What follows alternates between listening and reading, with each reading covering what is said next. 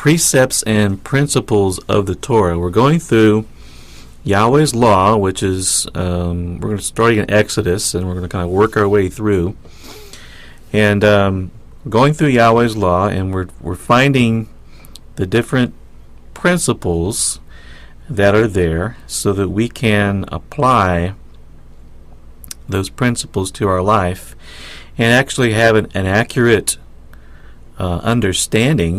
We talk a lot in the broadcast here about, number one, the importance of having Messiah in our life to cleanse us from all unrighteousness, and secondly, to have an accurate view of what righteousness actually is and what unrighteousness actually is. And so we spend time on that. And so since we uphold the law of Yahweh as the standard by which we can determine what is righteous and what is unrighteous, we are now going through the Torah, the law of Yahweh. And Torah is just a Hebrew word for translated law in our language, and it simply means teaching and instruction. And looking through, we started with Exodus 3, we went to Exodus 21, and we're continuing our journey here in the book of Exodus chapter 21. And after Yahweh discusses the topic of slavery, which we covered it last week, we're going to touch again on this week as well. Since he covered the topic of slavery, he then moves on to the topic of blood guiltiness. Under what circumstances would a person be guilty of shedding the blood of another man? I need to make an adjustment here in my lighting. Pardon.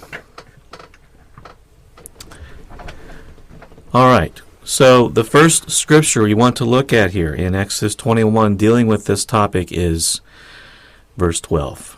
And it's very simple. It says, "He who strikes a man so that he dies shall surely be put to death."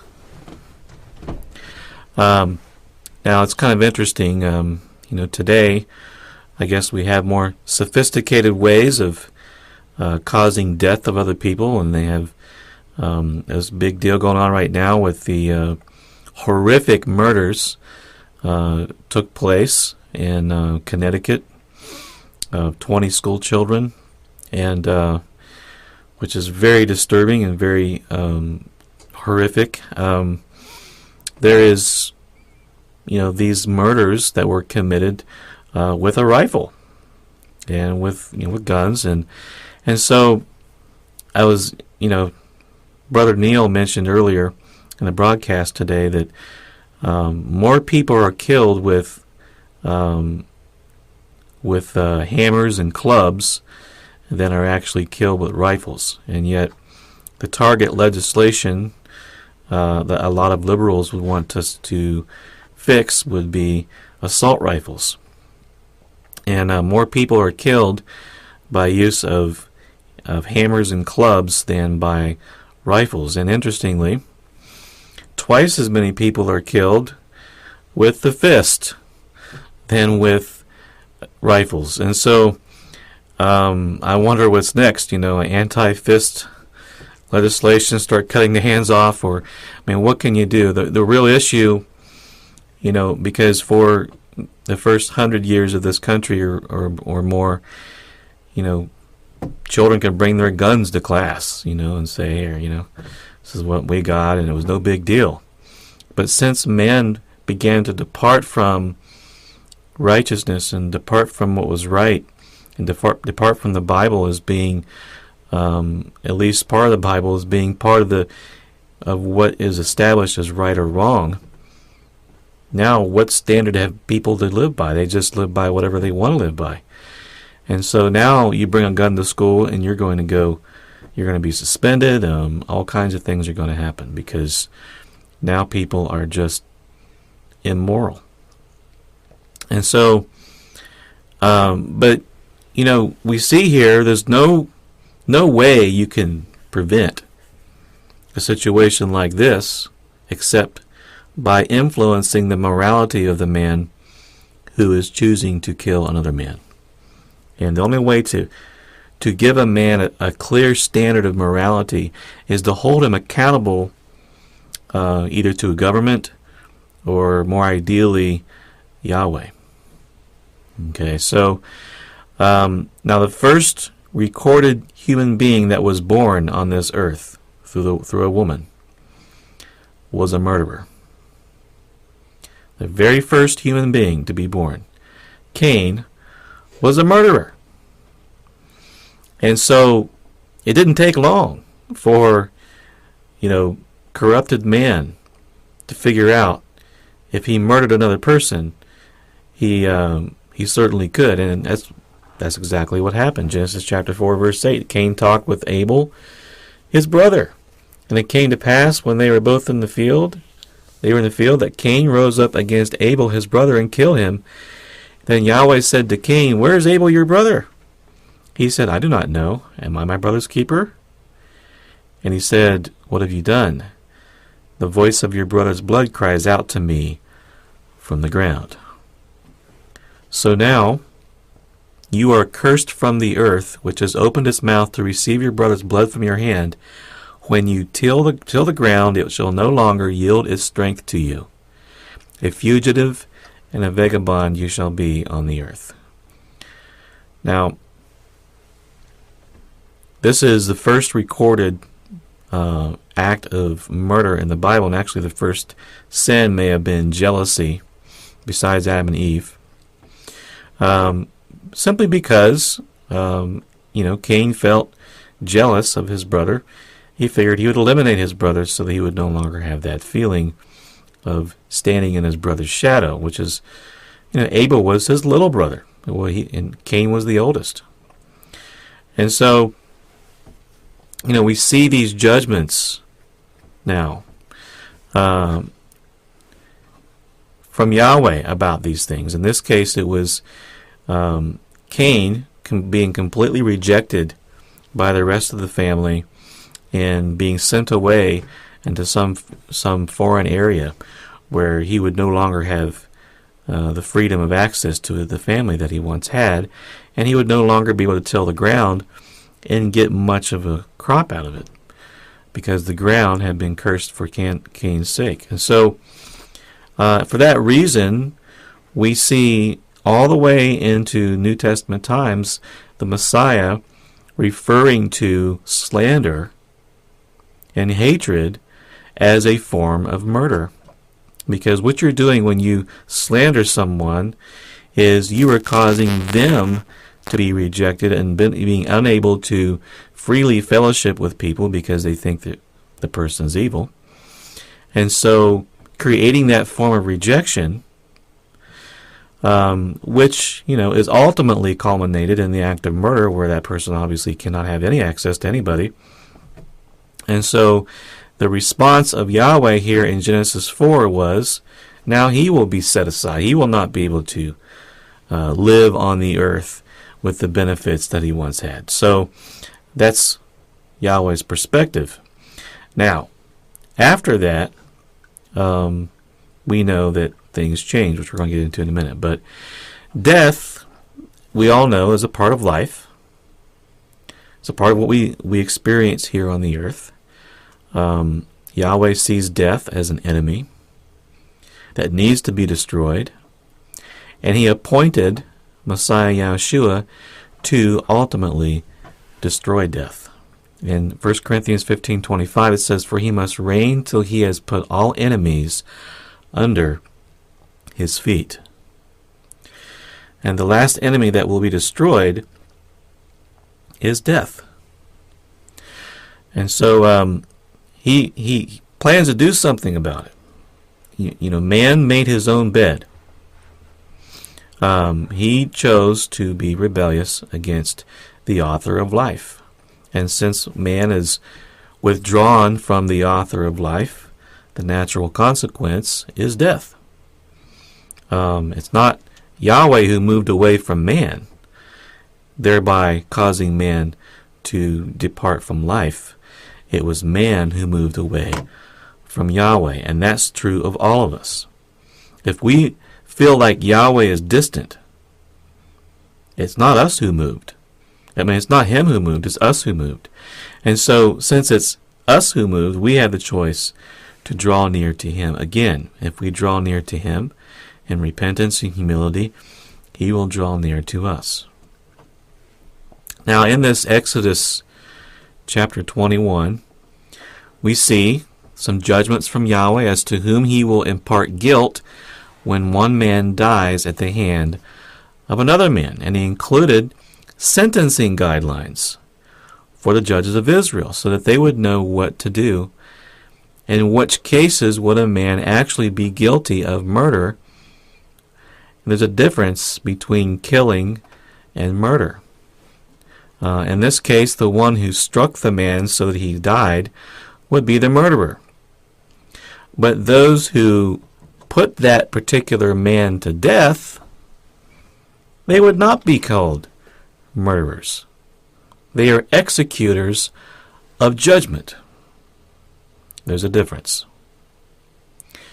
So all forms of one person killing another are not necessarily, in the eyes of Yahweh, considered to be murder. In this case, we see Yahweh required that whoever murdered another person must also be killed. And this is a foundational concept that was mentioned long before there was ever a written Torah or a law of Moses or law of Moshe. In Genesis chapter 9, verse 5, it says, "Surely for your lifeblood I will demand a reckoning. From the hand of every beast I will require it." Even from beasts that kill. And from the hand of man. From the hand of every man's brother I will require the life of a man. Whoever sheds man's blood, by man, his blood shall be shed. And the reason why is because man is actually redeeming himself as a creature by eliminating that person who did the murder. And so he's redeeming himself as a creature before Yahweh and showing that he wanted nothing to do with that person's murder. But what we have today is a lot of murders are not dealt with in this manner. Now, I want us to notice that it says here, by man his blood shall be shed. It says, for in the image of Elohim he made man. You see, Yahweh gives us a reason for requiring the death penalty for murder. For in the image of Elohim he made man. You know, when one person mistreats another person, that's very offensive to Yahweh. Very offensive. And in fact, in the New Testament we read, in the book of James, it says, but no man can tame the tongue, James 3:8. It is an unruly evil, full of deadly poison. With it we bless our Elohim and Father, and with it we curse men who have been made in the similitude of Elohim. He sees that as a contradiction. James sees it as a contradiction that we bless Yahweh, but then we curse the ones who've been made in his image. So when one person murders another person, that's even more offensive. Imagine if Yahweh created Adam out of the dust of the ground, and then some other entity, whether a beast or whatever, came along and killed Adam. That would be not just a personal attack on Adam, that would be a personal attack on Yahweh who made Adam. Even little children recognize. Let's say a little child's on the beach and he's building himself a little sandcastle, and someone else comes along and kicks it, and that's an offense to the person who was doing the creating. And so it's for this reason Yeshua said In Matthew 25:41, he says, "He will say to those on the left hand, 'Depart from me, you cursed, into the everlasting fire, prepared for the devil and his angels. For I was hungry, and you gave me no food. I was thirsty, and you gave me no drink. I was a stranger, and you did not take me in. Naked, and you did not clothe me. Sick and in prison, and you did not visit me.' Then they will answer him, saying, 'Master, when did we see you hungry or thirsty or stranger or naked or sick or in prison, and did not minister to you?' Then he will answer them, saying, 'Assuredly I say to you, inasmuch as you did not do it to one of the least of these, you did not do it to me.' And these will go away into everlasting punishment, but the righteous into eternal life." Do we see one another as precious souls that were created in the image of Elohim from the dust of the ground?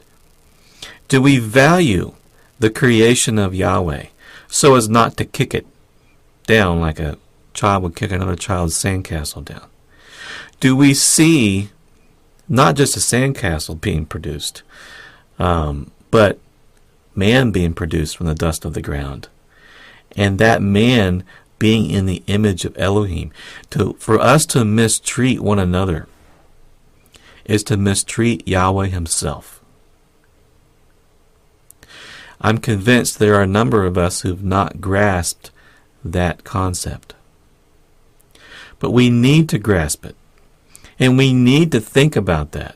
And we need to chew on that and meditate on that long enough till we get to the point where we have a change in our perspective in how we would treat another human being and how valuable we view life to be. Man was created to be the crowning act of achievement on day 6 of creation, a creation of the earth that has no parallel. And you look at people driving by on the highway. You ever do this? Just look around and you see people, and each of them have their own lives. Each of them, from the time they were born, they were raised by daddies or mommies, and just like you. And they each have a story to tell, a unique story about their life, stories of things that have happened to them, difficulties, victories, and each one of them is precious in the eyes of Yahweh. Why? Because they were made in the similitude of Elohim. And that crowning act of achievement that Yahweh created on day 6 of creation. Do we value human souls enough that we would not just care about them if they were hurt or if they were sick or they were in prison, but that we see them on the road headed for destruction, headed for judgment, headed for the lake of fire? Do we care enough about the souls of our fellow countrymen and other men throughout the world to seek to save their souls from destruction? Do we value each other? Do we really care about each other? Our outlook on how we view each other has a lot to do with our answer to that. And just as we have this perspective concerning other people, then we can begin to understand not just how valuable others are, but how valuable we are in the eyes of Yahweh.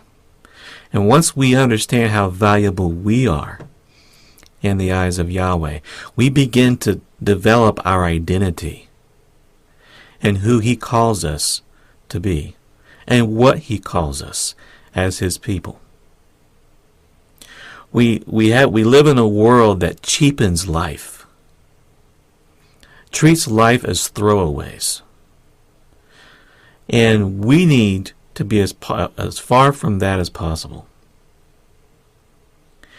And consider that worldview to be highly offensive.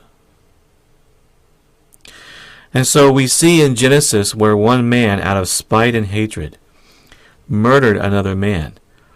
That's highly offensive to Yahweh. And as he said in Genesis regarding Cain's murder, he says, "Your blood, the voice of your brother's blood is crying out to me from the ground." This was an injustice. It was done out of hatred and jealousy. And vengeance is calling out. Justice is calling out.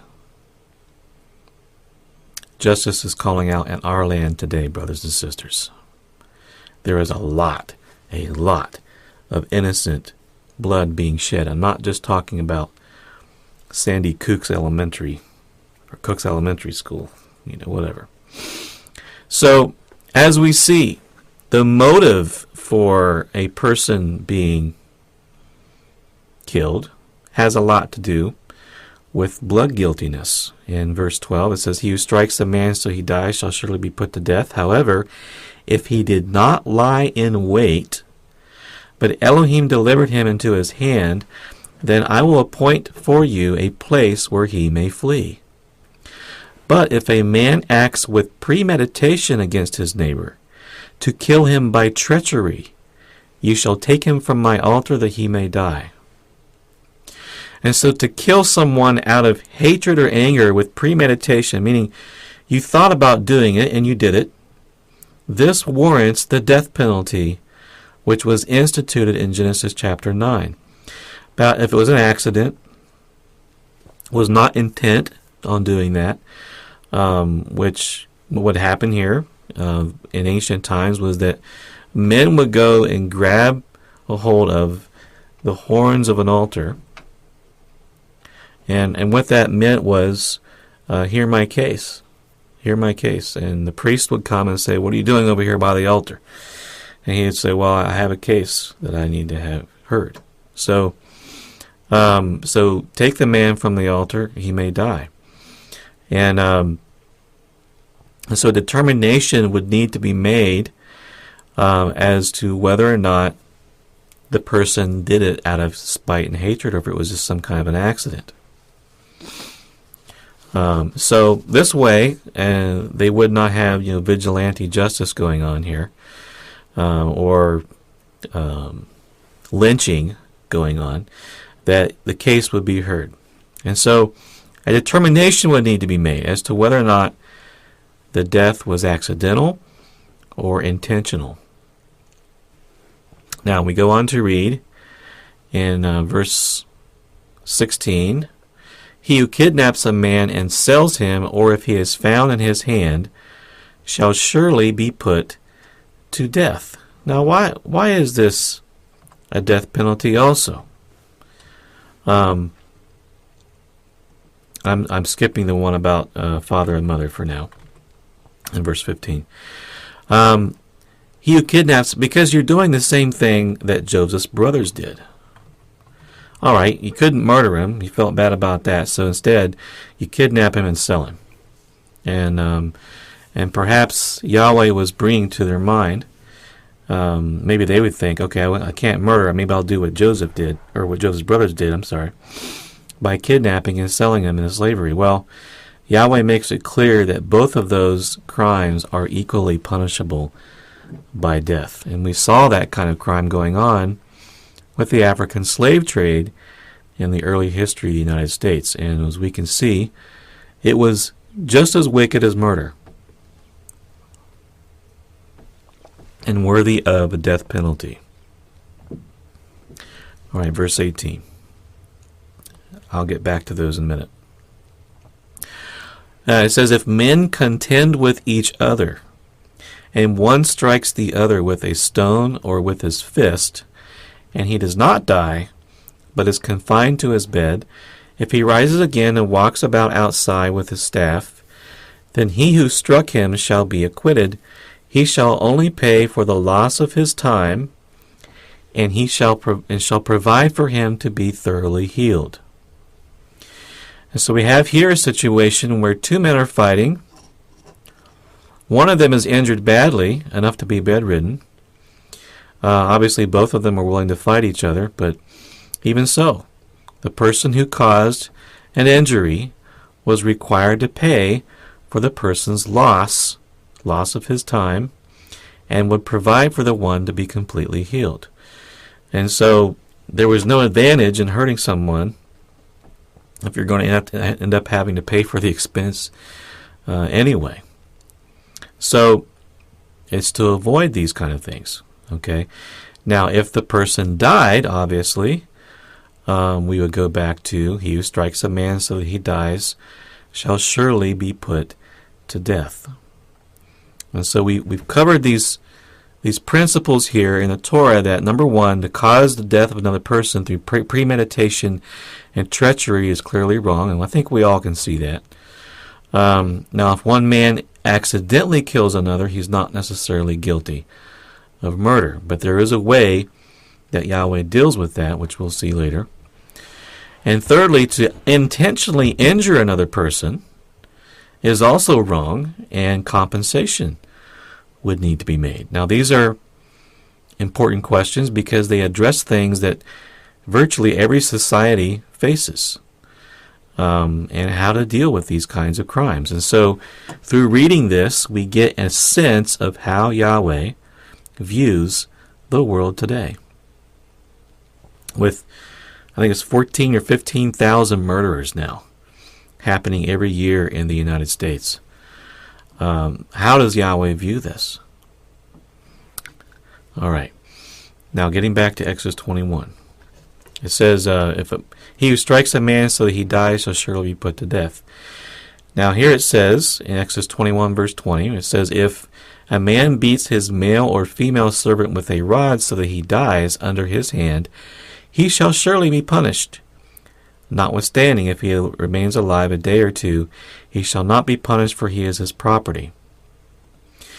Now, what should be the punishment for beating a slave to death? Some have looked at this verse and felt maybe it's some kind of punishment that's less than the death penalty. But what do you do with Genesis 9:6? Whoever sheds man's blood, by man his blood shall be shed, for the image of Elohim he made man. Are slaves any less human than regular people? Obviously not. So this verse here in Exodus 21 should not be read in such a way as to somehow devalue the slave into being less than a man or less than a woman, as less than one created in the image of Elohim. Actually, if we understand it correctly, it upholds the life of a slave to be just as important. They're just as much created in the similitude of Elohim as anyone else, because what it says in context is this: he who strikes a man so that he dies shall surely be put to death. This is the heading right here. This is the main point. If you strike a man so that he dies, a slave as a man shall surely be put to death. However, and he gives exceptions. If he did not lie in wait, then he says there's a different sentence. In verse 14, he says, but if he acts with premeditation to kill him by treachery, taken from my altar, he may die. So he gives an exception here in verse 13. And then he gives another exception, actually later. I'll get to this in a minute. It says, where men contend with each other and one strikes the other, it says he does not die, but he's confined to his bed. All right, so this is not a murder, but this is a case where one's injured. And he goes on to say, if someone beats his male or female servant so that he dies, he shall surely be punished. In other words, just because they're a male or female servant doesn't mean that you don't put the man to death for having killed someone. He should surely be punished just as anybody else would be punished.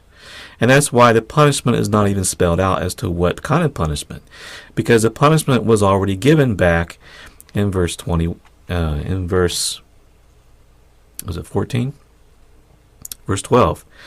And so the punishment, what he's basically saying is, just because they're the female or male servant does not mean they can get off scot-free for having killed somebody. All right. Now I want to back up here and look at this verse 15. It says, and it's right in here along with the other commands dealing with murder.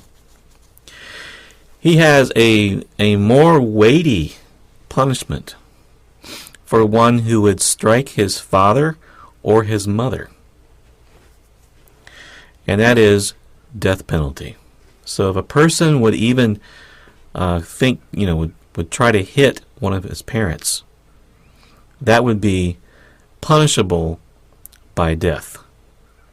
And in fact, if a man was to even curse his father or his mother, they would also be put to death. And so, why is that more important? Why is it more important that we don't do this to our parents? Because if you undermine parental authority, you destroy a nation. If you uphold parental authority, you teach a child from the time that they're born to uphold the rule of law, to uphold authority. Then when they are in society, they will have developed habits as children to uphold Yahweh's law. And so if you don't have parents in a position of honor in a household, it's undermining the whole nation. Because when the house goes, so goes the city. As the city goes, so does the county. As the county goes, so does the state. As the state goes, so does the nation. As the nations go, so does the world. And it all starts with home. And so Yahweh is upholding the need to treat the parents with respect and honor. All right. And so here we have the cases for injury. And then we go into this verse here about the slave being punished just as anybody else. And verse 21. It says, notwithstanding, if he remains alive a day or two, he shall not be punished, for he is his property. If he's going to live a day or two, he's going to make it. Okay? Now, I'm sure that a person could say, well, if he lived 48.1 hours and then he died. Oh, the law says a day or two, 48 hours have passed, so there he is, he died, and so no, that's not the way it works. Yahweh's law is not written to be a law that, like American law, where lawyers can come in and do loopholes. There were righteous judges in the land who were determined. The principle there in the Torah is that you don't kill another man. All right. So, notwithstanding, if he relies a day or two, he shall not be punished, for he is his property. All right. So, what we see here is that a slave owner was permitted to beat his male or female servant with a rod. And I have to acknowledge to you, when I read that, I just cringe. But think for a moment here with me as to the implications if a slave owner was not able to make his slave do anything. The slave could just sit back and do nothing for 6 years and wait for the year of his release and have no real consequence. And what can you do about it? So the solution here, and we see this also in the New Testament, is that servants would be submissive to their masters with all fear, not only to the good and gentle, but also to the harsh. For this is commendable if, because of conscience toward Elohim, one endures grief, suffering wrongfully. For what credit is it if, when you are beaten for your faults, you take it patiently? But when you do good and suffer, this is 1 Peter 2:20, if you do good and suffer, if you take it patiently, this is commendable before Elohim.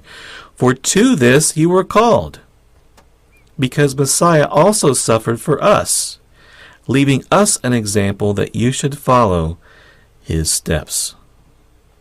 All right, so even in the New Testament, we see the scourging of slaves to not be condemned unless it's done for reasons that are no fault of the slave. And so there are some slaves who are good and gentle, some slave owners who are good and gentle, and there are some slave owners who are simply harsh.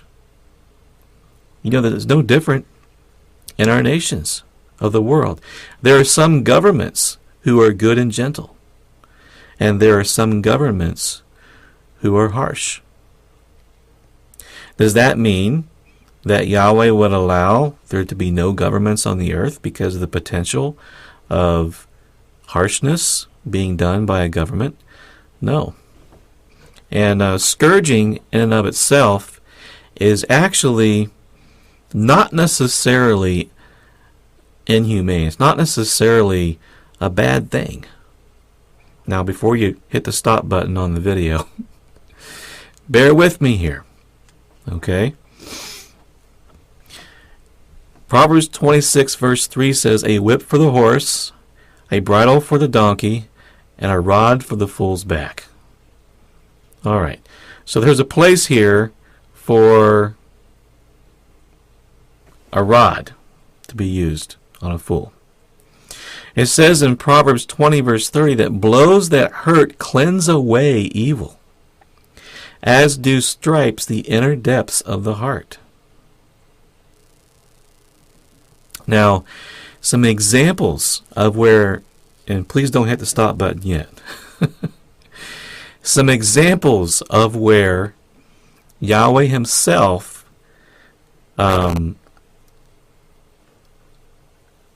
allowed for and permitted scourging is here in Deuteronomy chapter 25. It says, if there is a dispute between men and they come to court, that the judges may judge them, and they justify the righteous and condemn the wicked, then it shall be, if the wicked man deserves to be beaten, that the judge will cause him to lie down and be beaten in his presence, according to his guilt, with a certain number of blows. But then there's a limit.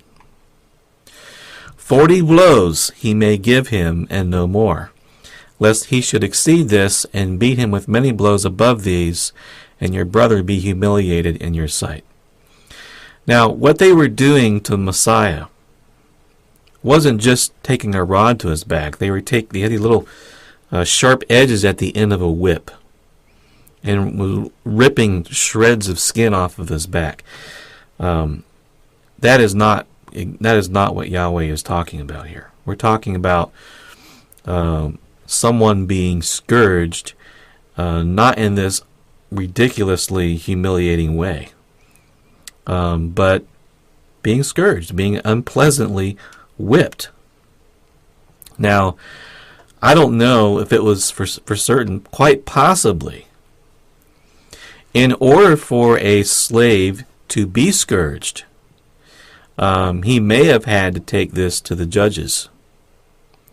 And they would hear the case and say, yes, the man was not obeying your orders or whatever, and therefore should be scourged.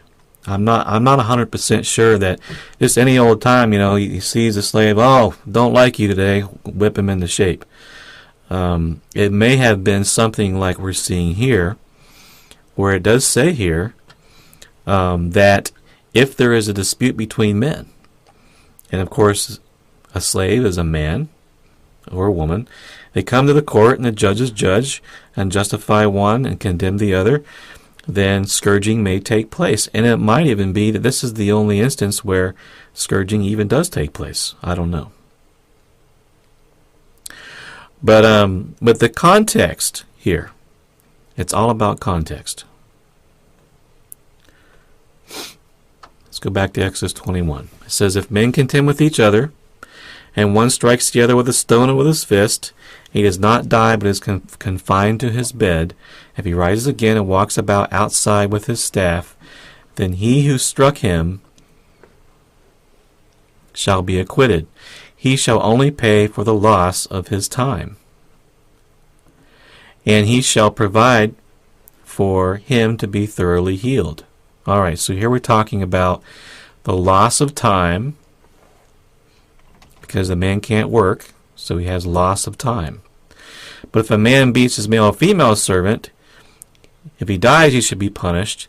But if he remains alive, you can't repay the man for the loss of time. Why? Because he is the man's property. And therefore, he can't be punished like he was up here, where he has to pay for the loss of time, and he has to provide for the healing, although he should provide for the healing as part of his household. But he doesn't have to pay the slave owner anything, because he is his property. He's not saying, oh, because he's your property, therefore you can beat him to death, or therefore you can whip him anytime you want to. That's not the way I'm reading it. All right.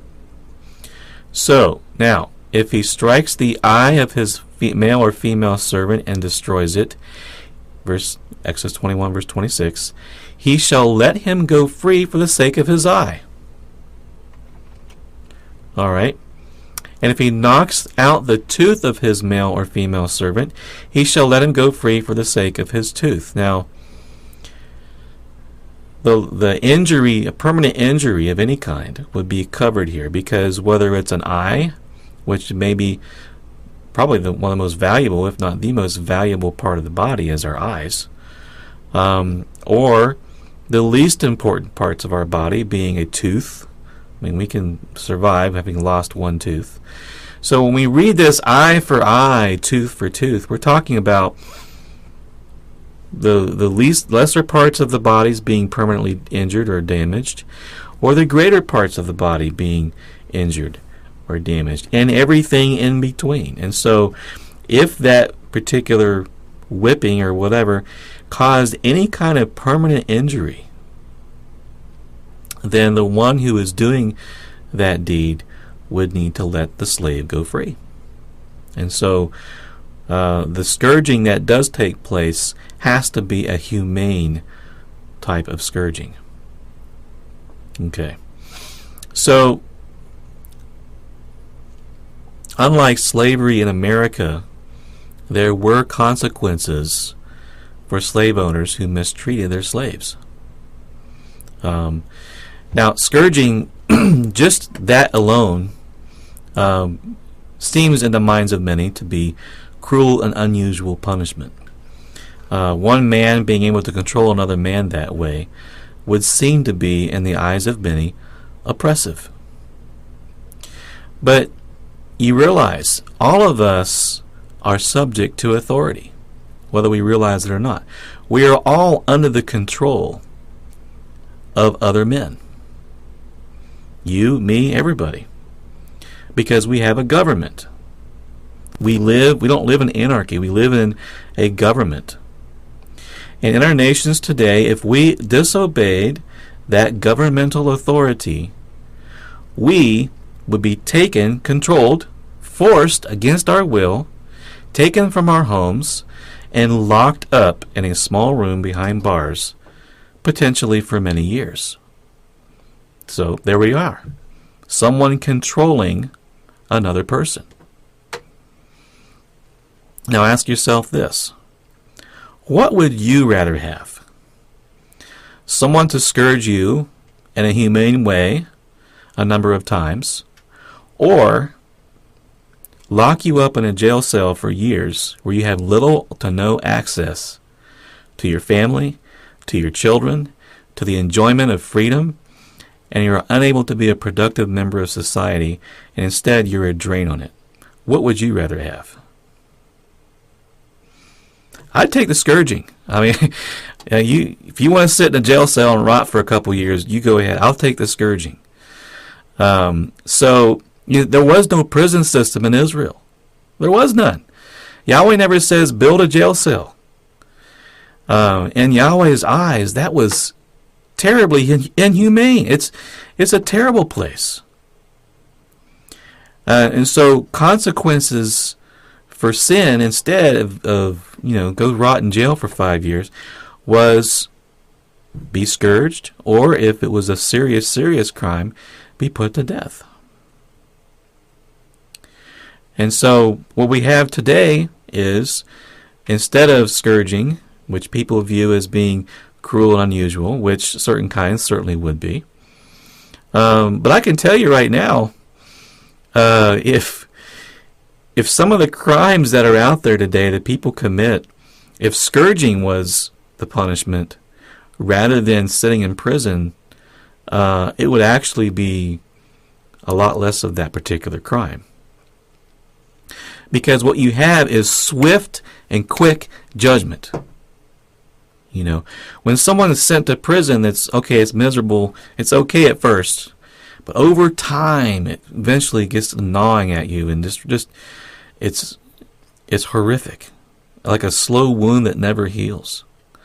And there's always a dull ache or a long ache, and I would rather have a lot of pain right now and get it over with than sit here and ache and ache and ache for a long time. And so I don't believe prison systems were ever inspired by Yahweh. They were done by heathen nations. They were done by nations that didn't want to do what the scriptures say, which is Ecclesiastes 8:11. Because sentence against an evil work is not executed speedily, therefore the heart of the sons of men is fully set in them to do evil. And so you have a very long, slow judgment happening with dungeons and prisons. But what you have is very swift judgment happening with scourging.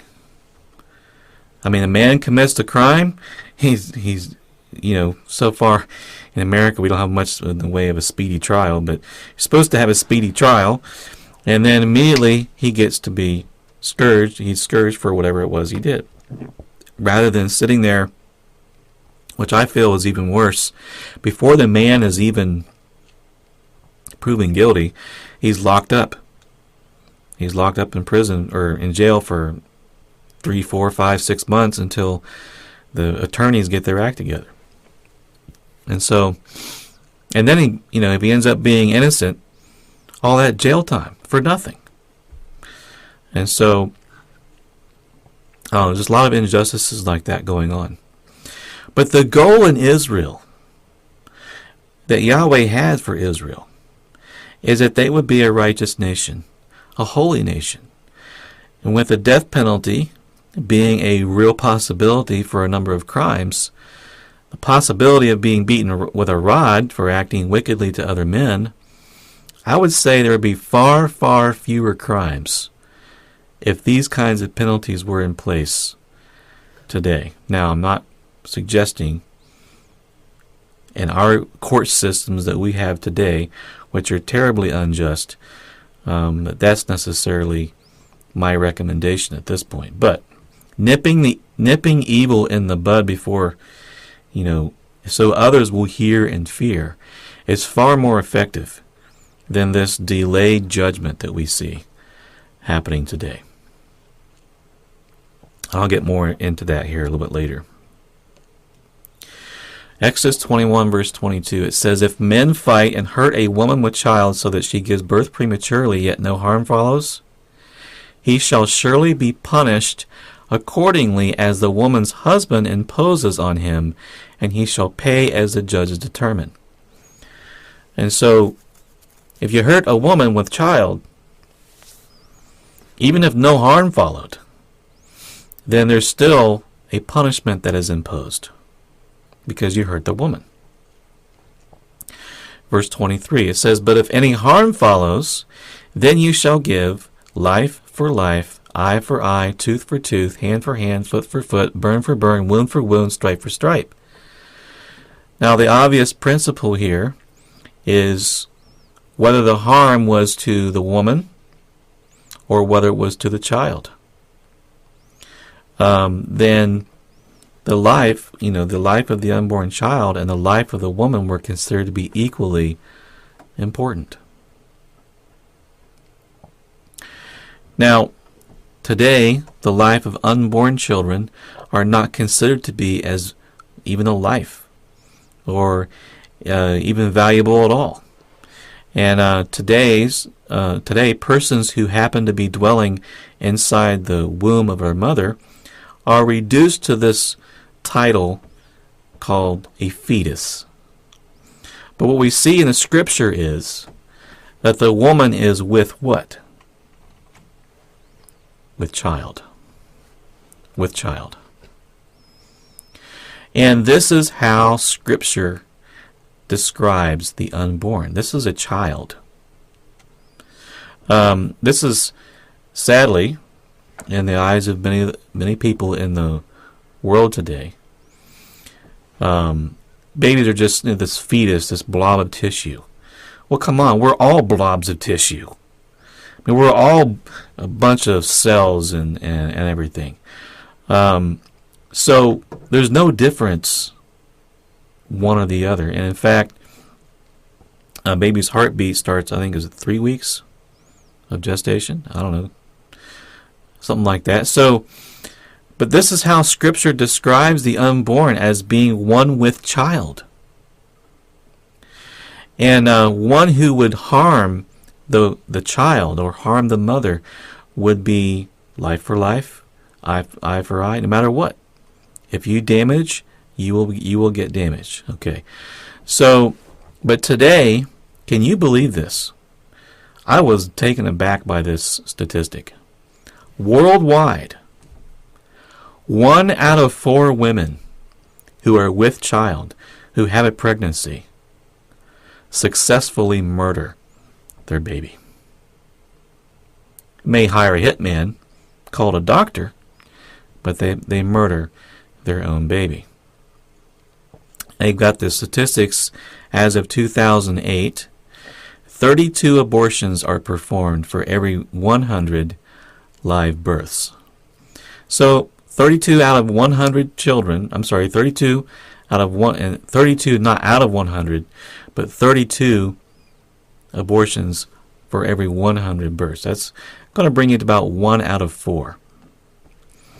Now, in certain areas of the world, it's even worse than that. Eastern Europe, they're using it like birth control over there. About half of all children conceived in the womb are murdered. In the United States, about 1 out of 5 children who are conceived are murdered in the womb. Now, think about this. Name one place in the United States today where you would choose to live, and you would have a 1 out of 5 chance of being murdered there. There probably isn't a place anywhere where you would go and 20% chance you're going to die and get murdered. Who would want to live in such a place? But sadly, the most dangerous place to live in America is not in the ghettos and gang-infested neighborhoods. The most dangerous place to live in America is inside mommy. And in the United States, there is no punishment for destroying the life of an unborn child. Oh, there's stiff penalties, though, if you were to grab an eagle egg and throw it on the ground and destroy the life of an eagle egg, a little baby eagle inside an egg. There's stiff penalties for that. 3 years in prison, $5,000 fine. Destroy a human life, though, no punishment. So the priorities of the world we live in are completely perverted. And when our laws value the life of an eagle over the life of a little baby boy or girl who hasn't yet been born, and the liberals of this world today, they say a woman ought to have a right to choose what to do with her own body. And women's rights advocates consider it to be a violation where governments come in and tell me what to do with my body. oh, you're not going to do that to me. That's not their body they're wanting to abort, is it? If they want to abort their own body, go right ahead. I mean, it's suicide, but that's not your body you're aborting. It's another person's body. It's another person's life that you're seeking to end. And what about the woman, the female who happens to be inside the mommy? What about her right to live? And so, shouldn't she also have the right to not have somebody come in and just rip them out and murder them? And so, the text of the United States government's Declaration of Independence says, we hold these truths to be self-evident that all men are created, get that, created, equal, and they are endowed by their Creator with certain unalienable rights, that among these are life, liberty, and the pursuit of happiness. So we have a document drafted by the originators of our Constitution. The unalienable right is that we would have the right to life. But they do not afford that right to a child who happens to be inside mommy. And that's a contradiction. And it's when the United States departed from that particular principle that they failed. They failed to uphold the idea all men were created equal when they mistreated and downgraded the life of people who have African descent, the sons and daughters of slaves back in the 1940s and 50s and so on, until a very good speaker, Martin Luther King, came in and set the world straight. And I thank Yahweh for him. So we have this departure from these unalienable rights, these rights that we all should have. And as a result, we have unborn children today who need to have their rights upheld, which is their right to live. The legalization of abortion in America has resulted, since 1973, 55 million murders. 55 million baby murders. That's a lot of innocent blood being shed. And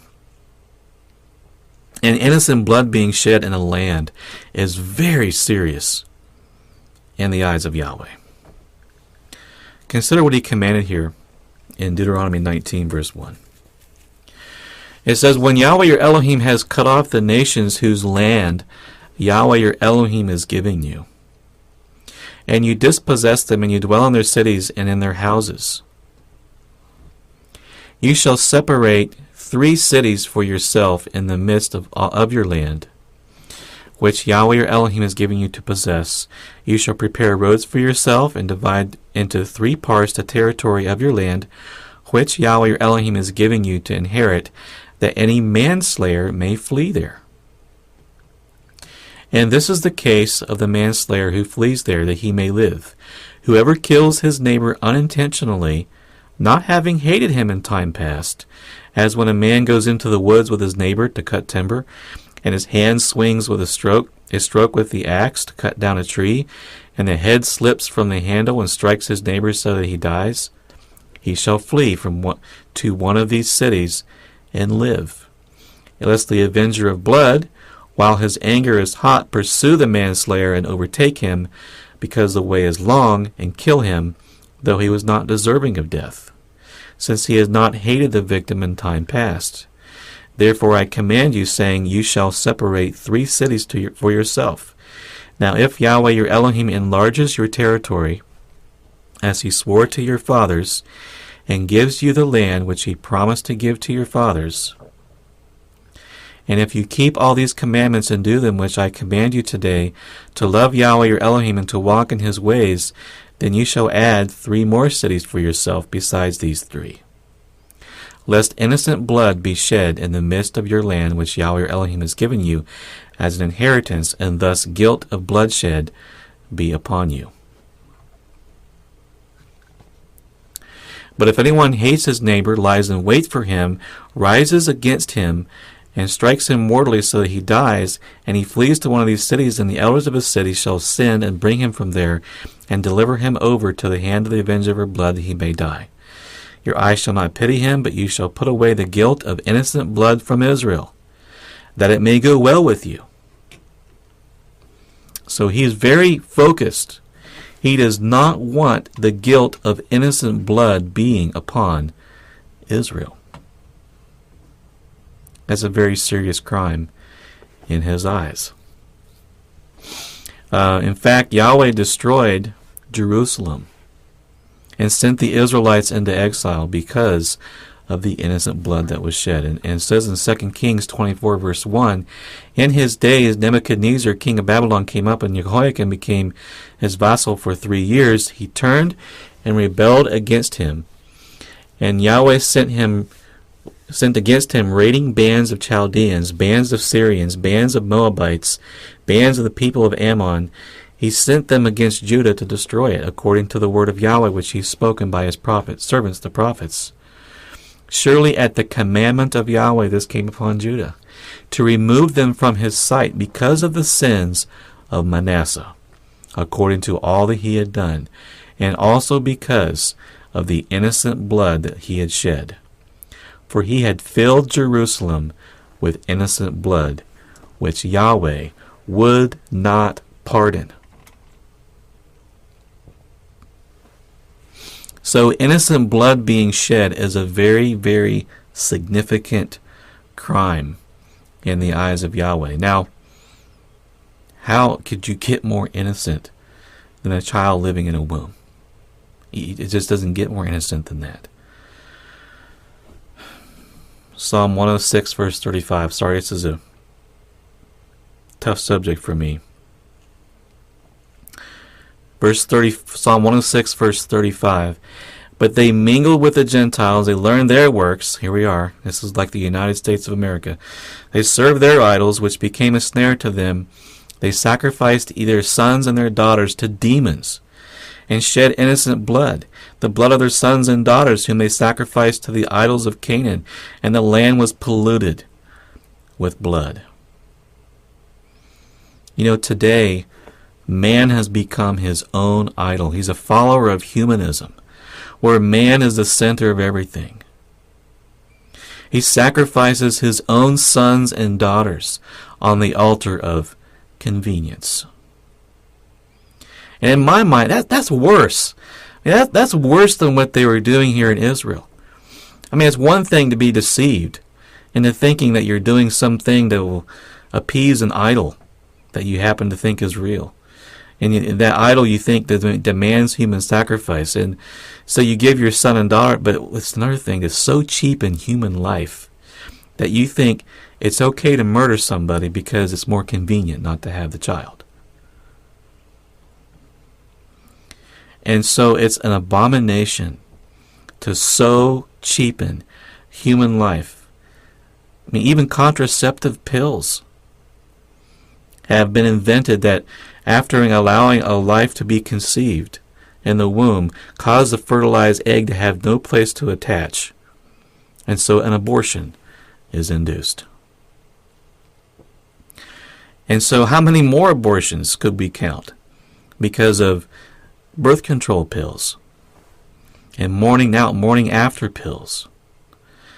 And it's all because man demands his own sexual freedom to do however, whenever, whyever, wherever, with whoever. And that is very, very abominable.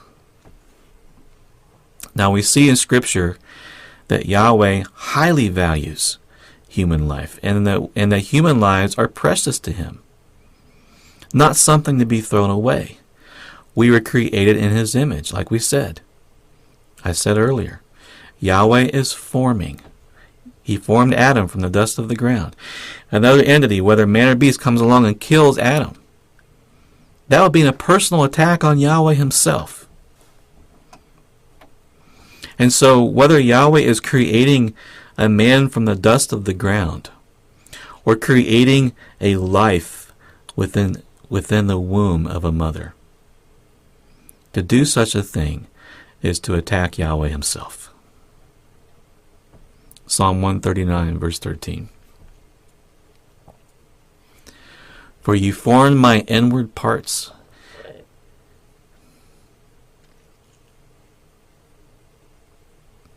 I don't know if I can even read this.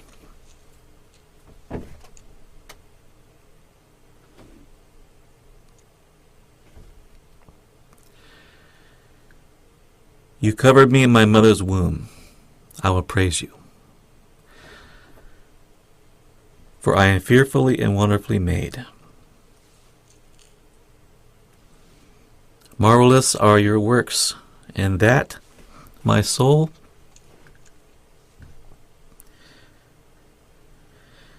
knows very well. My frame was not hidden from you when I was made in secret and skillfully wrought.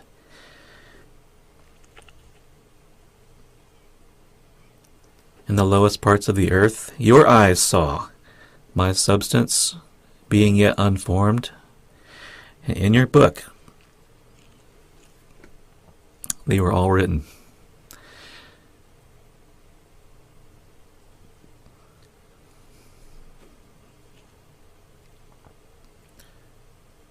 The days fashioned for me when, as yet, there were none of them. So, brothers and sisters, I say these things, and I know I'm being very hard on somebody right now, but we have to realize the gravity of what's going on in the world today. And what it does for me is cause me to see how much this world needs Yeshua and his righteous law. And how we all need his forgiveness. I'm thankful to Yahweh. When I was an unbeliever, I never told anyone or believed it was right to abort a child. But,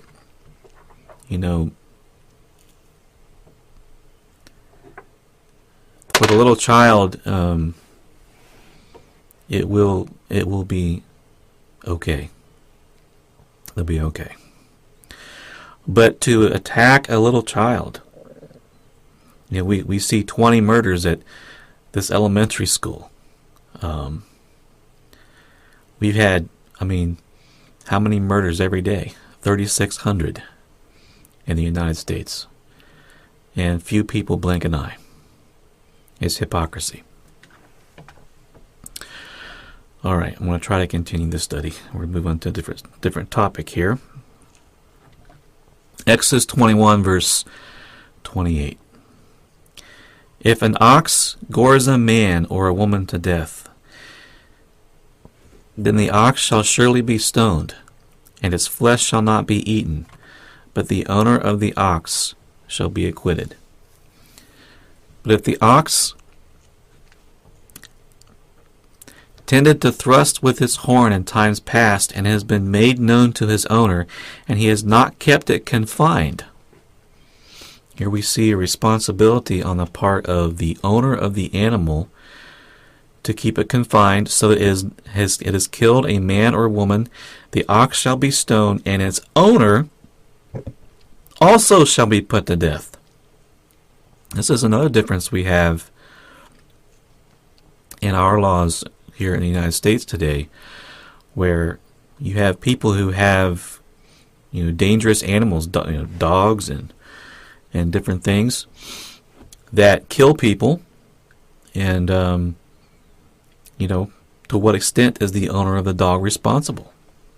Well, Yahweh tells us the owner of the animal is completely responsible if it's known that animal is dangerous. And we see here in Genesis 9:5, surely for your life, Lord, I will demand a reckoning from the hand of every beast.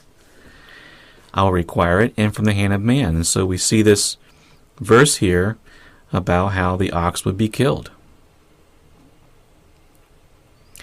And so if you are the owner of an animal that might be dangerous, you have the responsibility to ensure, before Yahweh, to ensure the safety of other individuals who might come in contact with it and be hurt or killed. And if you say you had a dangerous bull on your property, you would be responsible for keeping that confined in such a way that it would not attack other people. And if you have a dog known to bite people, you have a responsibility for that, what that dog or that animal does to others. And so the owner would be responsible for the blood being shed. Now, if it only injures a person, certainly the principle would apply that the owner is still responsible and would have to pay compensation, as we read earlier. All right, so now in this instance, we don't have premeditated murder going on. Okay, so Yahweh allowed, we have through this carelessness, Yahweh did allow a person who was otherwise going to be put to death to redeem his own life. Exodus 21 verse 30, if there is imposed on him a sum of money, then he shall pay to redeem his life whatever is imposed on him. Whether it is gored a son or gored a daughter, according to this judgment it shall be done to him. If the ox gores a male or female servant, he shall give to their master 30 shekels of silver, and the ox will be stoned. Now, this last verse does not mean that the death penalty did not apply in cases of slaves. It's only saying that if a person wanted to redeem his own life, he would redeem whatever is imposed on him. Son or daughter, same thing. According to this judgment, it should be done. If the person wanted to redeem his life because a male or female servant was gored, then he would have to pay the master 30 shekels of silver. And so the death penalty would apply if the man did not have the 30 shekels of silver to redeem himself. And probably in all likelihood he would sell himself for 30 shekels of silver to that man, to become that man's slave. But just an example. So, sometimes we read these things unless we really, I think Yahweh, he gave me this because I was looking at this all week. Why would Yahweh allow the life of a slave, instead of a person being put to death for goring a regular person, somehow if they gores a servant or a slave, that's less than a normal person, they wouldn't be put to death. But if you look here at the context, again, you got to look at context. This giving to their master 30 shekels of silver has to do with the redemption here. A person paying to redeem his life. And so, 30 shekels of silver is, incidentally, what Messiah was paid. They valued that to be Messiah's life also. In Matthew 26, verse 14, it says, one of the 12, Judas Iscariot, went to the chief priests and said, what are you willing to give me if I deliver him to you? And they counted out to him 30 pieces of silver. So I think there is a spiritual meaning here too. So, all right, back to Exodus. And if a man opens a pit, or if a man digs a pit and does not cover it, and an ox or a donkey falls into it, the owner of the pit shall make it good. He shall give money to their owner, but the dead animal shall be his. And we see here a responsibility. If another person's animal falls into a pit, the responsibility of the person who dug the pit would be to cover it. And so if the ox falls in the ditch there on the Sabbath day, why don't you just cover it up, or put a fence around it or something so it doesn't go in there. Otherwise, you're going to have to compensate the owner of it.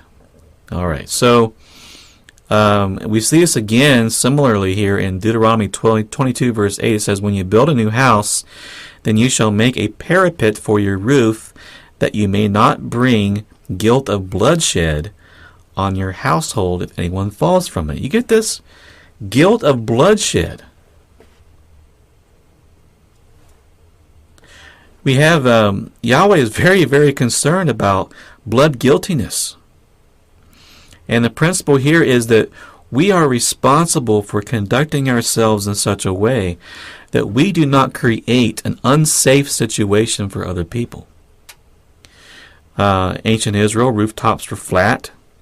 It'd be a gathering place for people. It might even be where they put their tent during the Feast of Tabernacles. We read that in I think either Ezra or Nehemiah. But putting a parapet around it would prevent accidental falls.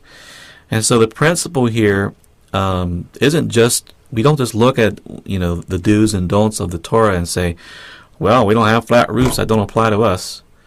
We got to look at what Yahweh is trying to teach, because the law is, the word Torah means teaching. What is he teaching us?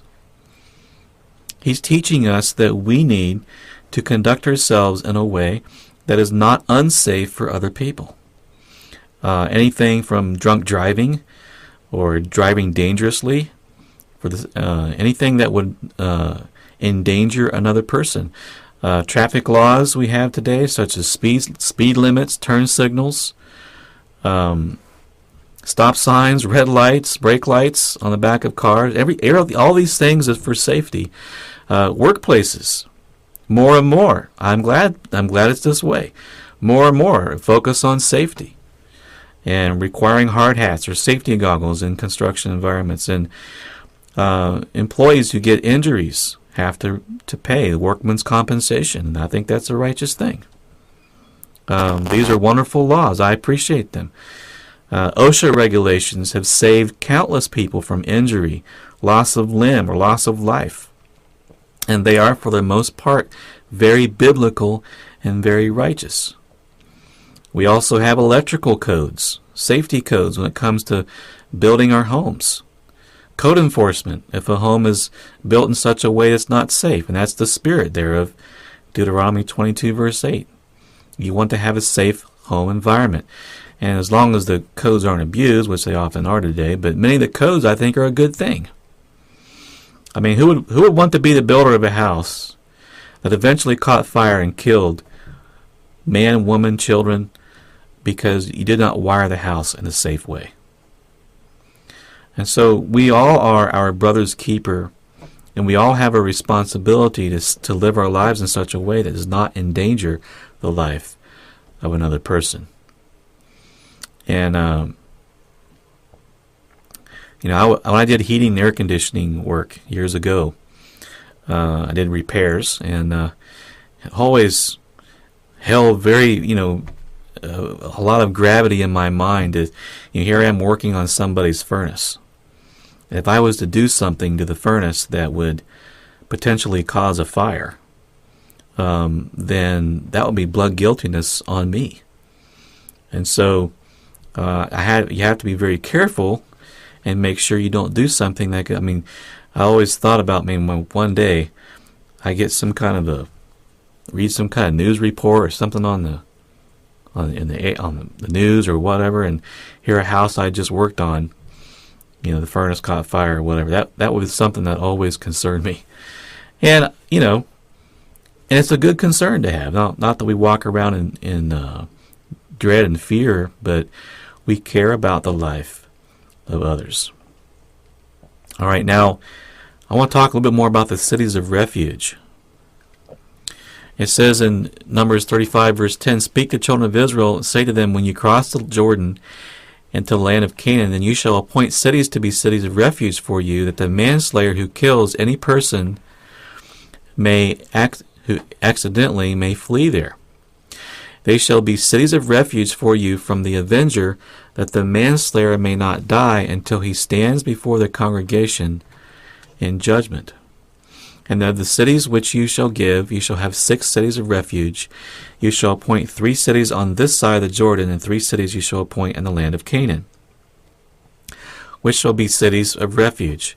These 6 cities shall be for refuge for the children of Israel, for the stranger, and for the sojourner among them, that anyone who kills a person accidentally may flee there. But if he strikes him with an iron implement so that he dies, he is a murderer. The murderer shall surely be put to death. And if he strikes him with a stone in the hand by which one could die, and he does die, he is a murderer. The murderer shall surely be put to death. Or if he strikes him with a wooden hand weapon by which one could die, there's a rod, and he does die, he is a murderer. And the murderer shall be put to death. Shall be put to death. The avenger of blood himself shall put the murderer to death. When he meets him, he shall put him to death.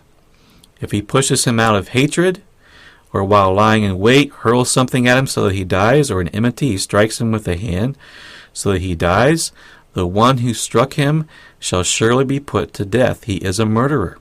The avenger of blood shall put the murderer to death when he meets him. However, if he pushes him suddenly without enmity, or throws anything at him without lying in wait, or uses a stone by which a man could die, throwing it at him without seeing him, so that he dies, while he was not his enemy or seeking his harm, then the congregation shall judge between the manslayer and the avenger of blood according to these judgments. So the congregation shall deliver the manslayer from the hand of the avenger of blood, and the congregation shall return him to the city of refuge where he had fled. And he shall remain there until the death of the high priest who was anointed with the holy oil. But if the manslayer at any time goes outside the limits of the city of refuge where he fled, the avenger of blood finds him outside the limits of the city of refuge, and the avenger of blood kills the manslayer, he shall not be guilty of blood, because he should have remained in his city of refuge until the death of the high priest. But after the death of the high priest, the manslayer may return to the land of his possession. So we see here about the closest thing you're going to find to Yahweh giving anybody prison time. I mean, it's not really prison time. In this case, it all has to do with blood guiltiness. Who is guilty of shedding the blood of another man? In the case of one doing an accidental killing, there was still blood being shed. There's still innocent blood that was shed. And so the requirement for them was to dwell in these cities of refuge until the death of the high priest, which might seem a little bit mysterious. Why the high priest, if he died in 2 years or 10 years or 50 years? The requirement for them to dwell there until the death of the high priest, I think, first of all, shows how precious life is. Innocent men who had their lives taken through accidental means. And it would seem to me it might have to do with the high priest being the one actually responsible for the decision that this was not a murder. This was simply innocent blood accidentally being shed. And so if the high priest was wrong, and especially if the man knew he was wrong, he was just judging falsely, perhaps Yahweh would kill the high priest. I mean, I don't know, but he would hold the high priest responsible for that decision that was made, and therefore the death of the high priest we have the innocent blood being still avenged. Yahweh is very sensitive about innocent blood being shed in a land. We see this over and over and over. Now, if the person really was guilty, it would be a good thing that he's in a city of refuge, because where is he at? He's with these priests, these Levites, and he might let something slip out maybe that betrays his innocence. Or he would be around those who have devoted their lives to keeping Yahweh's law and teaching it, and perhaps they would learn upright behavior by spending years in a priestly city. Nothing wrong. No one says that he can't bring his wife, his children, his family there into that city of refuge. Nothing against that. So it's not quite like prison time. It's quite different than prison time. And And Jewish tradition held that the man would be supplied by the tithes that came in. So, but just to show you how serious it is, that yet no innocent blood be shed in a land. Look at this verse here. Find it here. And you can continue reading Numbers if you like, but Deuteronomy 21 verse 1 says, if anyone is found slain, lying the field in the land which Yahweh your Elohim has given you to possess, and is not known who killed him, then your elders and your judges shall go out and measure the distance from the slain man to the surrounding cities. And it shall be that the elders of the city nearest to the slain man shall take a heifer which has not been worked and which has not been pulled with a yoke. The elders of that city shall bring the heifer down to a valley with flowing water, which is neither plowed nor sown, and they shall break the heifer's neck there in the valley. Then the priests, the sons of Levi, shall come near, for Yahweh your Elohim has chosen them to minister to him and to bless in the name of Yahweh. By their word every controversy and every assault shall be settled. Then all the elders of that city nearest to the slain man shall wash their hands over the heifer whose neck was broken in the valley, and they shall answer and say, our hands have not shed this blood, nor have our eyes seen it. Provide atonement, O Yahweh, for your people Israel, for whom you have redeemed, and do not lay innocent blood to the charge of your people Israel, and atonement shall be provided on their behalf for the blood. Of course, that's being picture of Messiah. And so you shall put away the guilt of innocent blood from among you when you do what is right in the sight of Yahweh.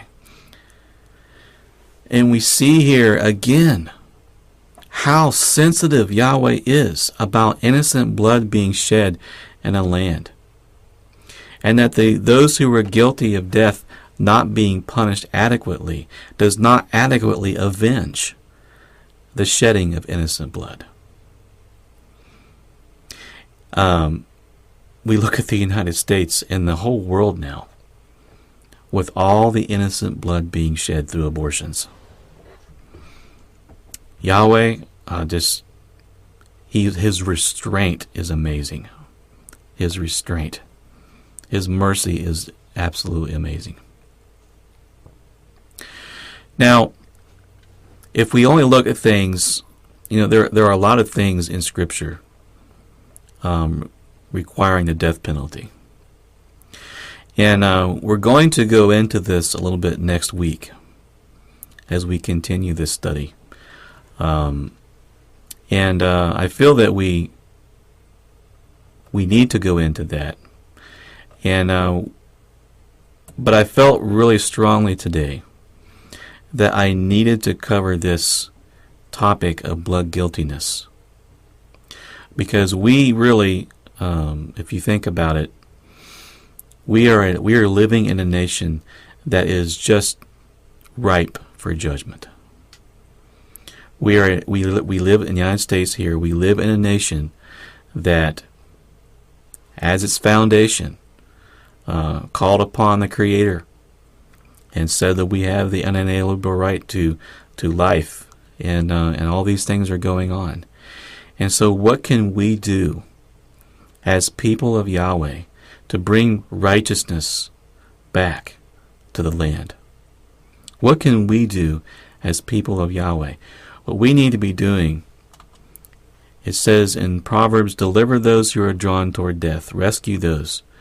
And so we do have, some Christian organizations, Right to Life, Operation Rescue, and these others who have been demonized in the media. But what do we do as Yahweh's people? How can we deliver those drawn toward death? Do we start, doing the ridiculous, going and shooting abortion doctors? No, I think abortion doctors should be tried in a court of law. And of course they would be found worthy of death, and then they should be, should go through the due process. So what do we do? One soul at a time, we try to reach the people around us, the people we're in contact with the good news of Yahshua. who bore our sins. That's what we need to do. And we need to also stand for the life of our neighbor. Stand for the life. Be that voice of the unborn child who cannot defend themselves. And seek to be a people who uphold righteousness. A few years ago, 2010, my family and I, we went on this ministry trip, and had a great time. And one of the things that we did was we made these signs we held up at abortion clinics, and it was amazing how the hand of Yahweh was really with us when we did this. We didn't stand up there and post another ugly abortion picture, which I know is common. What we did was we made these signs, and it said, "We will take your baby until you want it back." Basically, in other words, if you don't want the baby, we'll take her or take him until you're able to take care of it. No strings attached. We'll just take guardianship, and whenever you want the baby back, okay. It's better that the child is born and that it was not murdered. And maybe we'd have the baby, and we had several families that were lined up to take this responsibility. It was better that the child would at least live and have an opportunity to have a right to life, to live, than for the child to be murdered. If the child was outside the womb, would you not take the child in? Even if it meant you might lose it later? Certainly. So why would we make a distinction when the child's inside the womb? And we held these signs up, and we in front of New Orleans, one place in particular, New Orleans, we walked back and forth and had these signs up. And would you believe, one of the people came out of the abortion clinic, and she was the person who counsels with the women who try and decide whether or not they're going to abort. And she, in so many words, I don't remember the exact words, I wasn't there for the whole thing, but my recollection is she was incredulous that we'd be willing to do this. Because, what will happen? We might have the baby for 3, 4, or 5 years and never have the protection of adoption and then give it back. And she says, "You would really do that?" And she wanted to know what's the name of our organization, what are we about? And we just said, well, we're just some families that, we already, we have pre-approval and one of the foster family, and we're willing to do it. And so she took our phone number, and she said maybe somebody would want that option. And so here was, when we really value life like we say we will, and put our actions where our mouth is. Number one, we command respect from those who are even guilty of the murders. And to the extent that they're willing to offer this option to them.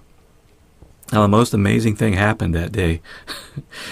Because right at that exact day that we were there, they were pouring a new sidewalk in front of the abortion clinic.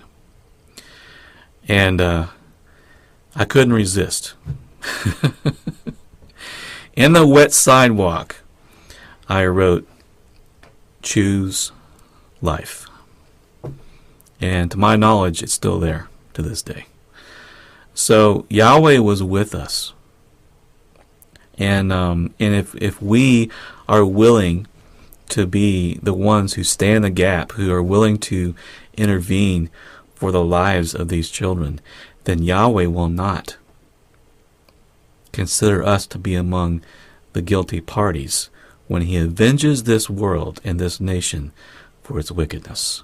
Instead, we, like those in Ezekiel, stand up and cry out for the abominations in the land that we have today. And one of the greatest abominations, maybe the greatest abomination that this nation we live in and many nations around the world are doing, including Israel. Israel does do abortions. When Yahweh avenges the blood of the innocents, He will set a mark on us, and we will not be judged.